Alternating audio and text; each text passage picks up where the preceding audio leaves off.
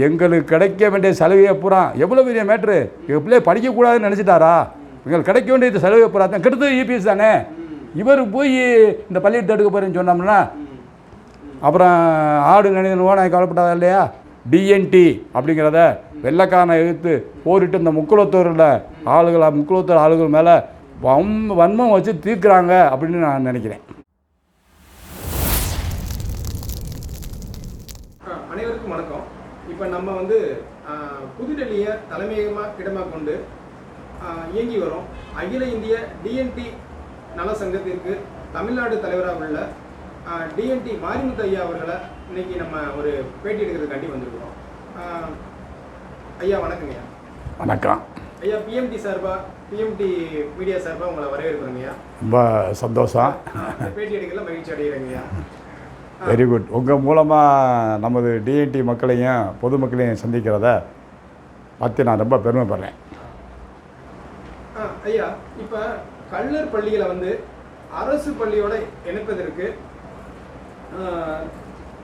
அரசு முயற்சிகளை முன்னெடுத்துக்கிட்டு இருக்கு. அதுக்கு எதிர்ப்பு தெரிவித்து ஐயா திரு எடப்பாடி தலைமையிலான ஏடிஎம்கே கட்சி உண்ணாவிரதம் இருக்கிறதுக்கு அறிவிச்சிருக்கிறாங்க.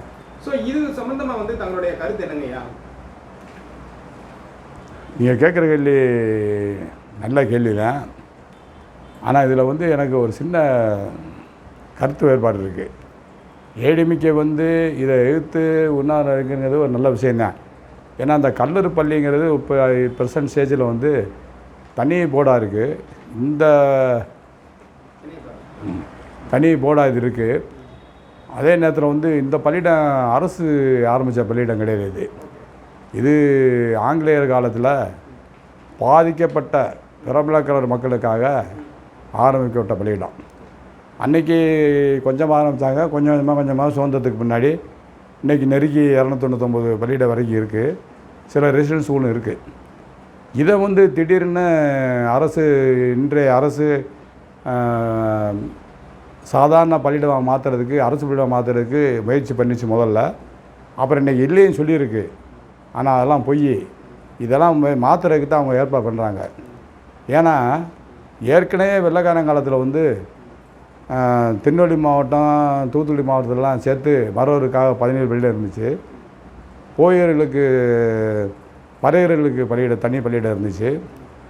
குறவர்களுக்கும் தனி பள்ளியிடம் இருந்துச்சு. இதே மாதிரி தனி விடுதிகள் இந்த சாதிகளுக்கு இருந்துச்சு. ஆனால் இன்றைக்கி பாருங்கள், இந்த பிரபலக்கலரை தவிர வேறு யாருக்குமே பள்ளியிடம் இல்லை. 1949 மொத்தத்தில் 259 பள்ளியிடம் இருந்துச்சு. அன்றைக்கி மாதம் 10 ரூபா கொடுத்தாங்க. அந்த காலகட்டத்தில் 10 ரூபாங்கிறது அந்த காலகட்டத்தில் பெரிய விஷயம். அதை வச்சு சில பேர் யூஸ் பண்ணாங்க. அதப்புறம் நீ கொஞ்சம் கொஞ்சமாக ஒன்றுமே இல்லாமல் ஆக்கிட்டாங்க. இப்போ இந்த ஒரு பள்ளியிடம் தான் இருக்குது. குறைஞ்சது இந்த 3 மாவட்டத்தில் இருக்க இந்த பிரபலக்கலர்கள் ஓரளவுக்கு அதில் படித்து இல்லாதவர்கள்லாம் படிச்சுக்கிட்டு வந்திருக்காங்க. அதையும் பார்த்திங்கன்னா அது உருப்படியாக இல்லை. இது டிஎன்டிக்காக இதை கொடுக்குறேன்னு சொல்லிவிட்டு, ஆனால் அதில் 60% தான் அதில் டிஎன்டி மக்கள் பயணிக்கிறாங்க. அந்த 60% டிஎன்டி மக்கள் இந்து கிடையாது. இந்து டிஎன்டி மக்களுக்காக ஆரம்பித்தது 60% தான் அதில் மொத்தத்தில் டிஎன்டி மக்களுக்கு இருக்குது. 20% பேக்வர்ட் மக்கள் ஜாயின் பண்ணிக்கலாம், 10% எஸ்சி மக்கள் ஜாயின் பண்ணிக்கலாம், 5% பொது மக்கள் படிச்சுக்கலாம். இது எப்படி டிஎன்டி மக்கள் இன்றைக்கி சொல்லலாம்? இது நல்ல கவர்மெண்ட்னா 100%மே அது டிஎன்டி மக்கள் பள்ளியிடமாக ஆக்கணும். அதை விட்டுவிட்டு அதவே எடுக்க முயற்சி பண்ணுறாங்கிறது தப்பு. இந்த நேரத்தில் இன்றைக்கி தமிழ்நாட்டில் இருக்க ஒரு பெரிய கட்சி ஆகிய ஏடிஎம்கே கட்சி, அது முன்னாள் முதலமைச்சர் தலைமையில் இதை உண்ணாவிரதம் இருக்காங்கிறது பார்க்குறதுக்கு நல்ல விஷயமாக தெரியும்.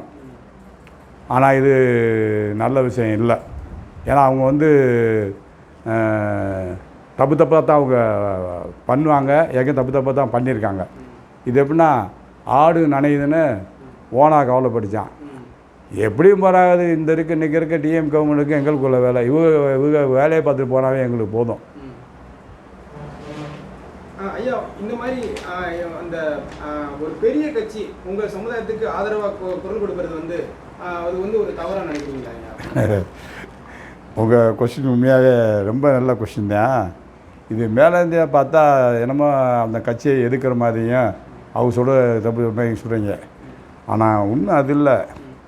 நல்லா தெரிஞ்சுக்கங்க, இன்றைய காலகட்டத்தில் வந்து இந்தியா பூரா டிஎன்டி மக்களுக்குன்னு தனி இடஒதுக்கீடு இருக்குது, நிறைய சலுகைகள்லாம் இருந்துச்சு. ஆனால் தமிழ்நாட்டில் இன்றைக்கி எந்த சலுகையுமே இல்லை. டிஎன்டி மக்கள் ப்ளஸ் எம்பிசி ரெண்டுக்கும் சேர்த்தேன் 20% வந்து தமிழ்நாட்டில் இன்றைக்கி இருக்குது. இதில் பேருக்கு தாங்க இருக்குது. ஏன்னா டிஎன்டி மக்களுங்கிறது 2 கமிஷன் டிஎன்டி மக்களுக்காக போட்டாங்க. அந்த 2வது கமிஷனில் பார்த்தீங்கன்னா அந்த டிஎன்டி மக்கள் நிலை என்னங்கிறது க்ளீனாக சொல்கிறாங்க. உதாரணமாக பார்த்தீங்கன்னா அதில் வேலைக்கு போனவங்கலாம் ரொம்ப லிமிட்டடு, இன்ஜினியரிங் போனவங்களாம் ரொம்ப லிமிட்டடு, 10 பேர் 5 பேர், ஸ்காலர்ஷிப்லாம் பேருக்கு கொஞ்சம் போல் தான் வாங்குகிறாங்க. டாக்டர் யாருமே இல்லை. இப்படி இப்போ 8 பிரிவாக டாக்டரு, இன்ஜினியரு, பாலிடெக்னிக்கு, ஸ்காலர்ஷிப்பு, கவர்மெண்ட் வேலைக்கு இப்படி 8 பிரிவாக அம்பாசகர் கமிஷன் அறிக்கையை பிரித்து கொடுத்து இந்த டிஎன்டி மக்களுடைய நிலையெல்லாம் ரொம்ப மோசமாக இருக்குதுன்னு சொன்னதுக்கு பின்னாடியும் எங்களை ஒன்றுமே செய்யலை. உதாரணமாக 89ல் எம்பிசின்னு உருவாக்கிவிட்டு அந்த எம்பிசின்னு உருவாக்குனாங்க ஒழிய இந்த டிஎன்டியில் இருக்க 68 சாதியில் கல்லறையும் மறவரையும் விட்டு மற்ற சாதி எல்லாத்தையும் தமிழ்நாடு பூரா எங்கே இருந்தாலும் அனைத்து மற்ற சாதியை பூரா எம்பிசி ஆக்கிட்டாங்க. ஆக அந்த ஒட்டுமொத்த கல்லரும் ஒட்டுமொத்த மறவரும் எம்பிசிக்குள்ளே வரலை. அதாவது நான் சொல்கிறது டிஎன்டி மக்கள் பொறுத்த மட்டும். ஆனால் இதை விட்டு மற்ற சாதியெல்லாம் பார்த்தீங்களா அவங்க எம்பிசிக்குள்ளே போயிட்டாங்க.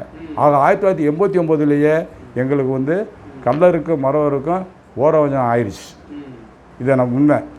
இந்த சூழ்நிலை ஏற்கனவே இருந்து போச்சு. இந்த லட்சணத்தில் இந்த ஏடிஎம்கே கவர்மெண்ட்டு இவங்க ஆட்சி காலத்தில் ஐயா இபிஎஸ் ஆட்சி காலத்தில் தான் மேலே வந்து பிஜேபி கவர்மெண்ட் வந்ததுக்கு பின்னாடி முதல் தடவையாக doctor Ambedkar prematric post matric ஸ்காலர்ஷிப்னு ஒன்று ஆரம்பித்தாங்க. அந்த ப்ரீமெட்ரிக் போஸ்ட் மெட்ரிக் ஸ்காலர்ஷிப் பிரகாரம் 1ஆம் கிளாஸ்லேருந்து 8ஆம் கிளாஸ் படிக்கிறவங்களுக்கு மாதம் 1000 ரூபா, அதுக்கு மேலே படிக்கிறவங்களுக்கு மாதம் 1500 ரூபா கொடுத்தா சொன்னாங்க. சொல்லி அன்றைக்கு தேதியில் 7 ஸ்டேட் கொடுத்தாங்க. இதை தமிழ்நாட்டுக்கும் கொடுத்துருக்காங்க. ஆனால் இவங்க வந்து நல்லவர்களாக இருந்திருந்தா அதை வாங்கிலாம் எங்களுக்கு கொடுத்துருக்கணும். ஆனால் அதை பற்றி எங்களுக்கு ஒன்றுமே செய்யாமல் கம்ப்ளீட்டாக மறைச்சே விட்டாங்க. எங்களுக்கு தெரியவே இல்லை. நானும் எங்கள் அமைப்புகளும் 10 வருஷமாக போராட்டத்துக்கு கடைசியில் இல்லையாக்குன்ட்டு அவங்களுக்கு கொடுக்க முடியாது அப்படிலாம் சொல்லிட்டாங்க, விட்டுட்டோம். இந்த சூழ்நிலையில் கோயில்பட்டியை சேர்ந்த எங்கள் உறவினர் ஒருத்தர் என் பிள்ளைங்க வந்து நாங்கள் டிஎன்டி என் பிள்ளை 3 பேர்த்துக்கும் ஸ்காலர்ஷிப் வேணும்னு ஹைகோர்ட்டில் ஒரு ரிட்டு போடுறாரு. அந்த ரிட்டு 7 வருஷம் கழிச்சு வந்து இன்றைக்கி வந்து அதுக்கு என்ன சொல்லிச்சு, அவங்க அது ஹைகோர்ட் ஆர்டர் பிரகாரம் இது உண்மை. சென்ட்ரல் கவர்மெண்ட்டு கொடுத்த பணத்தை ஸ்டேட் கவர்மெண்ட்டு 2014லையும் 15லையும் 16லையும் 3 வருஷமாக கொடுத்த பணத்தை வந்து ஸ்டேட் கவர்மெண்ட்டு திருப்பி அனுப்பிடுச்சு அப்படின்னு கடுமையாக கண்டிஷனும் இல்லாமல் தூத்துக்குடி கலெக்டர் மேலே ஃபைனையும் போட்டு விட்டார். இதிலிருந்து என்ன தெரியுது, எங்களுக்கு கிடைக்க வேண்டிய சலுகையை பூரா எவ்வளோ பெரிய மேட்ரு, எங்கள் பிள்ளைய படிக்கக்கூடாதுன்னு நினச்சிட்டாரா, எங்களுக்கு கிடைக்க வேண்டிய சலுகை பூரா தான் கெடுத்து இபிஎஸ் தானே. இவர் போய் இந்த பள்ளியை தடுக்க போகிறேன்னு சொன்னோம்னா அப்புறம் ஆடு நினைவு ஓனாய் கவலைப்பட்டாதா இல்லையா, அதுதான் சொன்னேங்க. அப்புறம் ஒரு பொதுவாக ஒரு கருத்தை நான் உங்களுக்கு முன்வைக்கிறேன். இந்த மாதிரி ஜாதிய பேர்லேயே வந்து அரசு பள்ளிகளை நடத்துவது வந்து ஒரு தவறுதலாக இல்லையா? இது இன்றைக்கி காமனாக எல்லா பேரும் இன்றைக்கி சொல்லக்கூடிய கேள்வி தான். ஒத்துக்கிறேன், ஜாதி பேரில் அரசே பள்ளியில் நடத்துங்கிறது இன்றைக்கி இருக்க சூழ்நிலை தப்பு தான். நான் தேவர் பேர்லேயும் வவுசி பேர்லேயும் அதே தேவருங்கிறது அப்படி ஒன்று ஓடிக்கு இருக்குது. இப்படி ஒரு சூழ்நிலை கல்லர் பள்ளின்னு இருக்குங்கிறது பொதுவான மக்கள் தப்பாக கருதுவாங்க. ப்ரைவேட்டில் வச்சுருக்காங்க, அது பெருசாக தெரியல. எங்கள் ஆளுங்கள்லாம் ப்ரைவேட்டில் வைக்கிறதுக்கு எங்கிட்டலாம் இதை பற்றி விழிப்புணர்வு இல்லை. ஆனால் அரசு நடத்துதுங்கிறத உங்கள் கேள்வி நல்ல கேள்வி தான். ஆனால் உண்மை என்னன்னு கேட்டிங்கன்னா, அரசு சாதி லிஸ்ட்டு நீங்கள் பாருங்கள். பேக்கர் கிளாஸில் 139 சாதி லிஸ்ட் இருக்குது. அதில் 132 சாதி லிஸ்ட்டு, 7 சாதி வந்து முஸ்லீம் ஜாதி லிஸ்ட் சொல்லுது. ஒரு சாதி வந்து ஒரு ஆள் வந்து முஸ்லீம் மதம் மாறிட்டா அவங்களுக்கு சாதி இருக்க முடியுமா? இருக்க முடியாது. உங்களுக்கே எல்லாம் தெரியும். ஆனால் அரசே பிசியில் 7 சாதியை முஸ்லீம் சாதின்னு சொல்லுது. அப்போ அரசே சாதி ஒத்துக்கிறதுல அப்புறம் எங்களுக்கு மட்டும் என்ன, இதில் மட்டும் என்ன குறைச்சல் இருக்கு? இது எம்பிசிக்குள்ளே போனீங்கன்னா 41 சாதி அவங்க லிஸ்ட்டில் இருக்குது. இதில் பார்த்தீங்கன்னா கிருஷ்ணா மாறினவங்க பூரா, உதாரணமாக சாதி பேர் சொல்ல தப்பான கூடாது, நல்ல பெரிய கம்யூனிட்டி, கடுமையாக வேலை கமிட்டி, ஒரு நாடார் கமிட்டி அந்த கம்யூனிட்டியை கிறிஸ்டின் நாடாருக்கும் பிசி உண்டு. அப்படி கிறிஸ்துவ மதத்துக்கு மதம் மதம் மாறினவங்க கிறிஸ்தவ மதத்துக்கு மதம் மாறி இந்துலேருந்து மதம் மாறிட்டா அவங்களையும் ஜாதின்னு சொல்லி அவங்களுக்கு உண்டுங்கிறாங்க, அதுக்கு ஒரு அடையாளமாக கொடுக்குறாங்க. அடையாளமாக கொடுக்குறாங்க. அப்போ அரசே எம்பிசிக்குள்ளே அதேமாதிரி மீன்பெறுவர்களுக்கு இது கிறிஸ்டினா மாறினவங்களுக்கும் எம்பிசி உண்டு அப்படின்னு சொல்கிறாங்க. தங்கள் கருத்து வந்து ஒரு மாற்று சமூகத்திலிருந்து ஆமாம் கிறிஸ்துவ மதத்தை நோக்கி போகும்போது அதையும் ஒரு இடஒதுக்கீடு அடிப்படையில் கொண்டு வர்றாங்க. அப்படின்னா என்ன அர்த்தம்? இங்கே மட்டும் சாதி இல்லையா? இப்போ இதை மட்டும் நீங்கள் உங்கள் கேள்வி என்ன இருக்குது? இப்படி சாதி பேர் நடத்தினா இதெல்லாம் சாதி இல்லை, இப்போ இது மட்டும் சாதியா?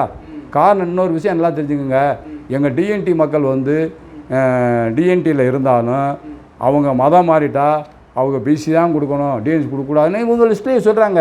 அதை மட்டும் சொன்னவங்க மற்ற சாதியெல்லாம் ஏன் சொல்ல விட்றாங்க? அப்போ இது எவ்வளோ பெரிய இது மட்டும் நல்லதா? இது சமூக விமர்சிக்கலாம், மற்ற அதெல்லாம் செய்யாதனால இதை சொல்கிறனால வந்து அதனால் வந்து இன்றைக்கி இருக்க இந்த ஐயா ஸ்டாலின் ஐயா அவர்கள் இதெல்லாம் சரி கட்டி எங்களுக்கு ஒரு நீதி மற்றாளுக்கு ஒரு நீதியெல்லாம் சொல்லக்கூடாது. மைனாரிட்டி அப்படின்னு ஆகிட்டு மைனாரிட்டிக்கு உண்டான சலுகையும் வாங்கிக்கிட்டு இதுக்கு இங்கேயும் எங்களுக்குள்ளேயும் வாங்குறது வந்து என்னை பொறுத்த மட்டும் கடுமையாக தான் நான் எதுக்குறேன், இது தப்புன்னு சொல்கிறேன். அதனால் சாதி பேரில் இது வந்து இவங்க ஆரம்பிக்கலை, என்றைக்கோ ஆரம்பித்த பள்ளிக்கூடம் வெள்ளைக்கார ஆரம்பித்த பள்ளிக்கூடம் அதை வந்து போய் மாற்றினால இவருக்கு நட்டம் கிடையாது, லாபம் கிடையாது. இவ எதுக்கு அதை போய் நோண்டணும்? அப்போ ஒட்டு மொத்தத்தில் இது நல்லா தெரியுது. டிஎன்டி அப்படிங்கிறத வெள்ளைக்காரனை எதிர்த்து போரிட்டு இந்த முக்குளத்தூர் ஆளுகள் மேலே வன்மம் வச்சு தீர்க்குறாங்க அப்படின்னு நான் நினைக்கிறேன். ஐயா, இப்போ அந்த டிஎன்டி வந்து இந்த இரட்டை சான்றிதழ் உள்ளது. அதில் வந்து பார்த்தீங்கன்னா அந்த இரட்டை சான்றிதழ் வந்து ஒற்றை சான்றிதழ் வழங்கணும் அப்படிங்கிற ஒரு கோரிக்கை வந்து இதாக இருக்குது, முன்னெடுப்பாக சொல்கிறாங்க. இது இப்போ நம்ம தமிழக முதல்வர் மு.க. ஸ்டாலின் ஐயா அவர்களும் உங்களுக்கு வந்து அந்த ஒற்றை சான்றிதழ் டிஎன்சி வழங்கியிருக்காங்க இப்போ ரீசெண்டாக. அது சம்மந்தமாக தங்களோட கருத்து என்னங்க? இது இப்போ நீங்கள் சொல்கிறது நல்லது தான். இப்போ நம்மளுக்கு வந்து இரட்டை சான்றிதழ் ஏதாவது ஒற்றை சான்றிதழாக வேணும்னு கேட்குறது வந்து அது தேவையில்லாத விஷயம். அது வேணும்னே திசை திருப்புறதுக்காக சில ஆளுக பண்ணுற வேலை. இப்போ நம்ம முதலமைச்சர் கூட ஒரே சான்றிதழாக கொடுத்துட்டார், டிஎன்டின்னு கொடுத்துட்டாரு, எப்படியாவது கொடுத்துட்டார். நமக்கு இது போதும். ஏன் அதை போதும்னு நான் சொல்கிறேன்னா, இப்போ ஹைகோர்ட்டில் ஒரு ஆர்டர் வந்து நம்ம ஏற்கனவே சொன்னோமா, கடந்த மார்ச் மாதம் 12ஆம் தேதி ஹைகோர்ட் ஆர்டரில் 2016 போட்ட ரிட்டு பிரகாரம் ஹைகோர்ட் ஆர்டர் பிரகாரம் நமக்கு இன்றைக்கி கொடுத்துட்டாங்க. அப்போ நான் இன்றைக்கி 2014 நம்மகிட்ட இருந்த சான்றிதழ் வந்து வெறும் டிஎன்சி தான், டிஎன்டிங்கிற வேர்டே இல்லை.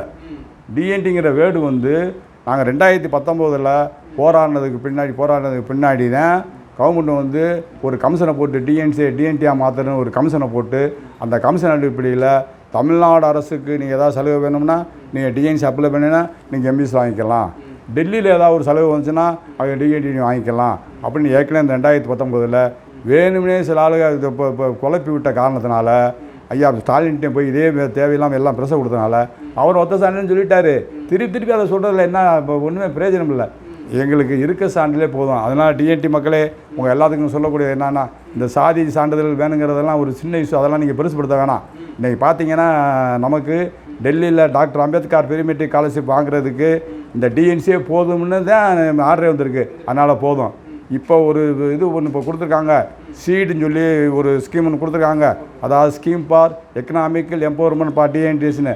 டிஎன்டிங்கிறது ஒரு காமன், டிஎன்டிங்கிற வேர்டு இந்த டிஎன்டின்னு நினைக்காதீங்க. அதை டிஎன்டிங்கிறது டீநோட்டிஃபைட் நொமோட்டிக் செமிநொமோட்டிக் ட்ரைப்ஸு. எங்கள் ஆஃபீஸ் டெல்லியில் இருக்க ஆஃபீஸுக்கே நீங்கள் என்ன போட்டிருக்கோம்னு கேட்டிங்கன்னா, development and welfare board for denotify nomadic seminomadic communities, அப்படி தான் எங்கள் போர்டே இருக்குது. அதனால் கம்யூனிட்டிஸும் ட்ரைப்ஸுக்கும் பெரிய வித்தியாசமே இல்லை. கவர்மெண்ட் ஒத்துக்கிட்டா செட் தான். ஸ்டேட் கவர்மெண்ட் ஒத்துக்கிடுச்சுன்னா இப்போ நம்ம இந்த டாக்டர் அம்பேத்கர் இதை முடிச்சுக்கலாம். இந்த காணொலி எடுத்ததில் மிக்க நாங்கள் மகிழ்ச்சி அடைகிறேங்க. சந்தோஷங்கய்யா, ரொம்ப சந்தோஷம். உங்களுக்கு வந்து கண்டிப்பான முறையில் உங்களுக்கு இடஒதுக்கீடு வந்து அந்த டிஎன்சி முறையில் கிடைக்கப்பட்டு ஆல்ரெடி வந்து ஹைகோர்ட்டே வந்து உங்களுக்கு ஆர்டர் கொடுத்ததில் வந்து உங்கள் சமுதாய மக்கள் எல்லாருமே வந்து முன்னேறுவாங்கன்னு மகிழ்ச்சி அடைகிறேன். ரொம்ப சந்தோஷம். உண்மையிலேயே உங்கள் மூலமாக இதை பற்றி இன்னும் நிறையா விழிப்புணர்வு வந்தால் பெருமைப்படக்கூடிய முதல் நான் தான். ரொம்ப சந்தோஷங்க. நன்றிங்க.